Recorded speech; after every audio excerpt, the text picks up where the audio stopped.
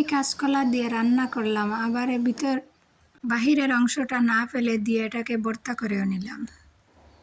আসসালামু আলাইকুম, আমি মম হালিমা। সবাই কেমন আছেন? আলহামদুলিল্লাহ, আমরাও ভালো আছি। গত 4-5 দিন ধরে জোরে জোরে বৃষ্টি দিচ্ছিল। তো আজকে ফাইনালি রোদ উঠিল। এত কাপড় চোপড় জমছিল, ওইগুলোকে ধুয়ে বাকি কাজ কাম সেরে চলে এলাম রান্নাঘরে। এখানে হচ্ছে কাঁচকলা দিয়ে একটা তরকারি রান্না করছি। এই তো প্রথমে তেল দিয়ে পেঁয়াজ মরিচ দিয়ে একটু নাড়াচাড়া করে নিচ্ছি। তারপরে এই তো কাঁচকলাগুলোকে দিয়ে দিলাম। তারপরে একটু লবণ দিয়ে হলুদ দিলাম, করে নেড়ে চেড়ে একটু জল দিয়ে দিলাম সিদ্ধ হওয়ার জন্য। এখানে একটু পানি গরম করে নিচ্ছি, এটাতে আর একটু জল দিব। এই তো জল দিয়ে মাছগুলো দিয়ে দিলাম। এই তো আমার কাঁচকলাগুলো রান্না হয়ে গেছে। বাহিরের যে বাকলটা আমরা সাধারণত ফেলে দিই, এটাকে আজ ফেলে না দিয়ে একটা ভর্তা করে নিব। তো এখানে কেটে নিচ্ছি। দুটো ছোটো সাইজের আলুও দিয়েছি, আর একটা কাঁচকলাও দিয়েছিলাম এর সঙ্গে। এটাকে এখানে সিদ্ধ করে নিব।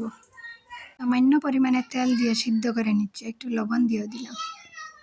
নেড়ে চেড়ে একটা ঢাকনা দিয়ে কিছুক্ষণ সিদ্ধ করে নিব, কম আছে আগুন। সিদ্ধ হওয়ার পর ওইগুলাকে নামিয়ে সেম কড়াইয়ে মাছগুলাকেও ভেজে নিব।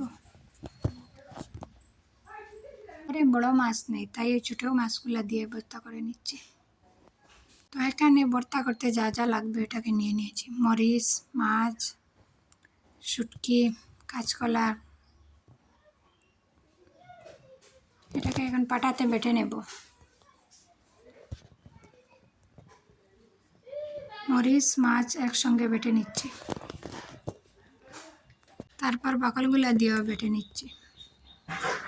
তো সবগুলো আমি পিষে নিয়েছি, সবগুলা দিয়ে এখন মেখে নেব।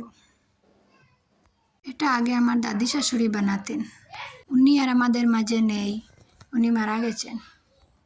আজকে কাঁচকলা পেয়ে ওনার এই ভর্তার কথা মনে পড়ে গেল, তাই ভাবলাম একটু ট্রাই করে দেখি। জানি ওনার মতো হবে না, উনি যে কোনো রান্না ওনার হাতের যে কোনো রান্না বা ভর্তা অনেক মজা হতো।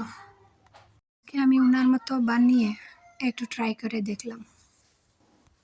এই ভর্তাটা খেতে অনেক মজা হয়েছিল। সরিষার তেল দিতে ভুলে গিয়েছিলাম, লাস্টে একটু সরিষার তেল দিয়ে ভালো করে মাখিয়ে নিলাম।